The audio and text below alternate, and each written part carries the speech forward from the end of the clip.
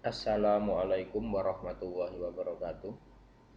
Baiklah anak-anak, pada pertemuan kali ini kita melanjutkan materi yang kemarin untuk kimia mengenai tentang metode ilmiah dalam ilmu kimia.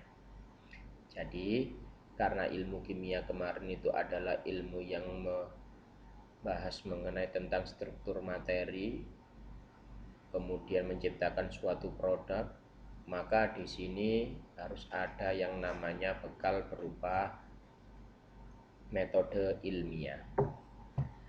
Pengertiannya, ilmu kimia dibangun dan dikembangkan melalui kajian teoritis dan kajian empiris yang saling mendukung satu sama lain. Oleh sebab itu, ilmu kimia ini sepatutnya untuk dipasangkan dengan materi yang sudah harus ada, yaitu mengenai tentang metode ilmiah. Metode ilmiah adalah metode sains yang menggunakan langkah-langkah ilmiah dan rasional untuk mengungkapkan suatu permasalahan yang muncul dalam pikiran kita. Dalam bentuk yang paling sederhana, metode ilmiah terdiri atas tahap-tahap operasional sebagai berikut. Jadi, metode ilmiah itu adalah suatu metode yang digunakan untuk memecahkan masalah yang disusun secara teratur dan sistematis. Contohnya kita mengamati tumbuhan. Ya, kita mengamati tumbuhan, ternyata tumbuhan itu bisa bergerak. Maka di antaranya hasil pengamatan kita, kenapa tumbuhan bisa bergerak? Kenapa tumbuhan bisa tumbuh? Lah, itu merupakan contoh pengembangan dalam metode ilmiah. Adapun langkah-langkah dalam metode ilmiah, yang pertama yaitu pengamatan atau observasi. Jadi, pengamatan itu mengamati segala sesuatu yang ada di sekitar kita. Yang mana pengamatan ini bisa bersifat kualitatif dan bisa bersifat kuantitatif. Contoh pengamatan kualitatif yaitu misalnya logam raksa berwujud cair pada suhu kamar. Jadi kalau kamu tahu yang namanya air raksa, ya, air raksa atau air keras itu kalau pada suhu kamar itu wujudnya cair. Ya, jadi warnanya agak silver biasanya itu. Kemudian kuantitatifnya contohnya yaitu tekanan gas pada keadaan standar yaitu sebesar 1 atmosfer. Ya, contohnya kita berada di lingkungan ini, di dalam ruangan atau di luar ruangan selama tidak pada dataran tinggi, maka kita tekanannya sebesar 1 atmosfer. Ini contoh pengamatan kuantitatif yang bersifat pengukuran. Langkah yang kedua yaitu mencari pola hasil pengamatan. Proses ini sering melahirkan rumusan berupa hukum alam.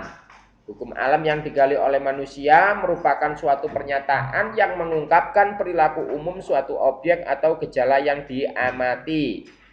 Jadi, caranya mencari pola hasil pengamatan yaitu apa? Dengan membekali beberapa pertanyaan. Ya, kalimat tanya. Mengapa tumbuhan bisa bergerak? Mengapa tumbuhan bisa bertumbuh? Lah, itu contoh daripada langkah yang kedua untuk metode ilmiah. Kemudian yang ketiga merumuskan teori. Jadi suatu teori ini adalah suatu model yang digunakan untuk sejumlah asumsi atau pijakan menerangkan perilaku materi yang diamati. Artinya sumber dari informasi yang ada, baik itu berupa buku, kemudian internet dan lain sebagainya, ini nanti bisa kita jadikan acuan mengenai tentang penemuan kita. Ya, jadi mengenai tentang langkah-langkah ilmiah kita. Kenapa? Karena dengan adanya yang sudah pernah dilakukan itu bisa dijadikan sebagai dasar permulaan dari langkah ilmiah. Kemudian yang keempat, pengujian teori. Jadi secara ideal teori dalam ilmu pengetahuan alam harus selalu dikoreksi dan dikaji terus-menerus. Sebab teori merupakan gagasan manusia untuk menerangkan perilaku alam yang diamati berdasarkan pengalamannya. Teori harus terus disempurnakan melalui percobaan dengan cara menyempurnakan baik metode mengukur dengan baik metode peralatan yang digunakan maupun simulasi komputer. Itu. Kemudian langkah selanjutnya yaitu eksperimen dan pengukuran. Jadi, kimia merupakan ilmu pengetahuan yang dilandasi berbagai eksperimen percobaan. Salah satu syarat suatu eksperimen dinyatakan valid, maka harus bersifat menghasilkan yang sama ketika eksperimen itu dilakukan. Jadi percobaannya itu, percobaan yang pertama dan kedua itu diulang-ulang, itu harus sama kondisinya. Ya, jadi itu mengenai tentang langkah-langkah ilmiah yang harus diterapkan pada saat melakukan metode ilmiah. Selain dari langkah-langkahnya, maka kita juga harus mengetahui tentang sikap ilmiah. Apa saja sikap ilmiah? Yang pertama yaitu rasa ingin tahu. Ya, jadi dengan adanya rasa ingin tahu kita, maka ini mendasari untuk kita melaksanakan eksperimen atau percobaan. Kemudian yang kedua jujur. Jadi seorang peneliti itu harus jujur, artinya menerima kenyataan dari hasil penelitian, tidak mengada-ada. Jadi kalau misalkan hasilnya tadi dilakukan pengukuran, ya ketemu 10 ya 10, tidak bisa diubah kemudian oh ini ternyata hasilnya 12, itu berarti memaksakan. Sehingga itu tidak layak untuk dijadikan sebagai sikap ilmiah. Kemudian ketiga, tekun, berarti tidak mudah putus asa. Contohnya tadi, percobaannya dilakukan berulang-ulang. Teliti, bertindak hati-hati dan tidak ceroboh. Kemudian objektif, artinya sesuai dengan fakta yang ada. Hasil penelitian tidak boleh dipengaruhi oleh perasaan pribadi.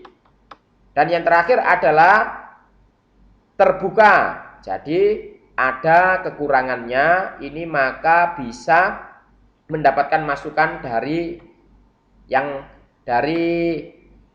masyarakat atau teman dan lain sebagainya. Ya, itulah mengenai tentang sikap-sikap ilmiah yang harus diterapkan. Yang ketiga, kegunaan metode ilmiah. Apa saja kegunaan metode ilmiah ini? Nah, kegunaan metode ilmiah di antaranya adalah satu, membantu memecahkan masalah dengan penalaran dan pembuktian yang memuaskan. Dua, menguji hasil penelitian orang lain sehingga diperoleh kebenaran yang objektif.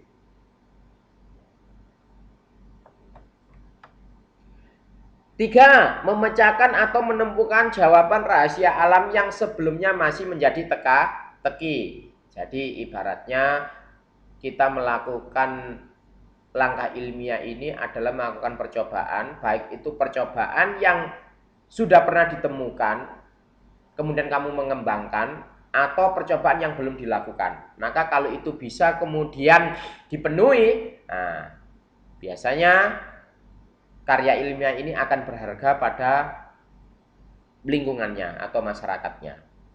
Ya. Kemudian kriteria metode ilmiah.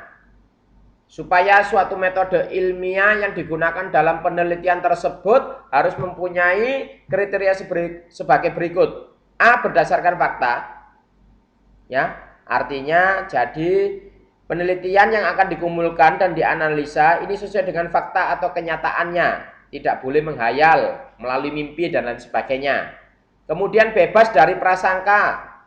Metode ilmiah harus mempunyai sifat bebas prasangka, bersih dan jauh dari pertimbangan subjektif. C, menggunakan prinsip analisa. Jadi, memahami serta memberi arti terhadap fenomena yang kompleks. Harus digunakan prinsip analisa. Semua masalah harus dicari sebab musabab serta pemecahan dengan menggunakan analisa yang logis. D, menggunakan hipotesa. Metode ilmiah harus dituntun dalam proses berpikir dengan menggunakan analisa, hipotesa, yang dicapai sehingga hasil yang ingin diperoleh akan mengenai sasaran yang tepat.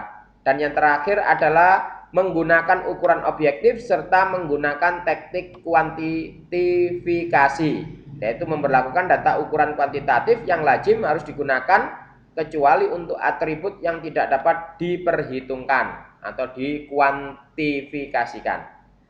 Demikianlah untuk pertemuan kali ini mengenai tentang pengertian metode ilmiah, kemudian langkah-langkah dalam metode ilmiah, sikap ilmiah, dan kegunaan daripada metode ilmiah.